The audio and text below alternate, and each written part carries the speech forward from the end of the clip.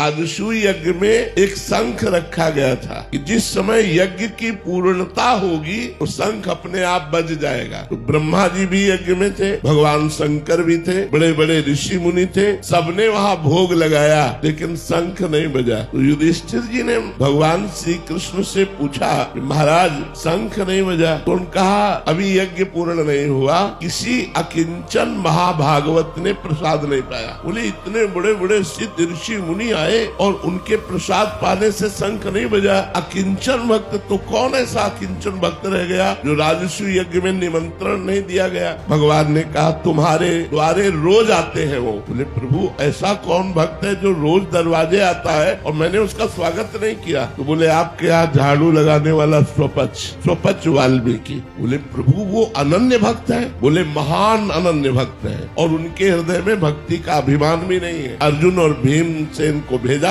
जाओ उनके घर और उनको निमंत्रण देके बुलाओ और रसोई तैयार करें द्रौपदी, और जब उनको सम्मान से पवाओगे तब यज्ञ पूर्ण होगा। तो स्वपच वाल्मीकि के यहाँ जब अर्जुन और भीम जी गए तो वो रो रहे थे भगवान का नाम जप करते हुए। हा कृष्ण हाँ कृष्ण। भीमसेन ने देखा कि अरे इनको तो कोई जानता ही नहीं कि ऐसे महान भक्त हैं। ये तो एक हाथ में डलिया एक हाथ में झाड़ू लिए दोना पत्थर वहाँ उठाते, लेकिन ऐसे महान भक्त जो इस साष्टांग दंडवत किया। तुम कहा अरे मालिक आप ये क्या कर रहे हो, हम तो आपके नौकर हैं, हम तो आपके द्वारा पोषित है। उन्होंने कहा भगवान श्री कृष्ण ने अब आपका रहस्य खोल दिया है, अब आपको निमंत्रण देने आए हैं और आपको। बोले हम तो रोज जूठन पाते हैं, हमें निमंत्रण की क्या जरूरत। बोले नहीं भगवान ने कहा, भगवान की तरह प्रलय कोप से कहा कि मैं छुप करके आपका भजन करना चाहता हूँ, लेकिन आप प्रकाशित ही करना चाहते हैं। तो यदि आप प्रकाशित करना चाहते तो मैं छुप कैसे सकता हूँ, अवश्य आऊंगा। तो उनको पालकी में बैठाल करके राजसूय यज्ञ में बुलाया गया। द्रौपदी जी ने स्वयं भोजन तैयार किया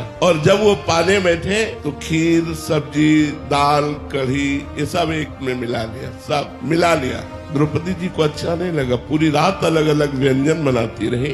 स्वपच वाल्मीकि जी ने पाया लेकिन शंख नहीं बजा। युधिष्ठिर जी ने कहा महाराज आप तो कह रहे थे अकिंचन महाभागवत स्वपच जी जब पालेंगे तो शंख बज जाएगा। बोले शंख तो बज जाएगा लेकिन अपराध हो गया, इनके प्रति किसी ने अपराध कर दिया इसलिए शंख नहीं बजा। किसने किया? तो द्रौपदी जी ने कहा मेरे मन में एक बात आई प्रभु, पूरी रात सुंदर सुंदर पकवान बनाती रही, एक में मिला लिया तो मुझे लगा कोई राजा महाराजा होता तो वो स्वाद जानता, ये क्या जाने स्वाद, इसीलिए एक में मिला लिया, ऐसा मेरे मन में आया। बोले तो वैष्णव अपराध बन गया, वैष्णव में दोष दृष्टि बन गई, इनके चरणों में प्रणाम करो। प्रणाम किया। जे ही द्रौपदी जी ने प्रणाम किया बड़ी जोर से शंख गर्जना होने लगी।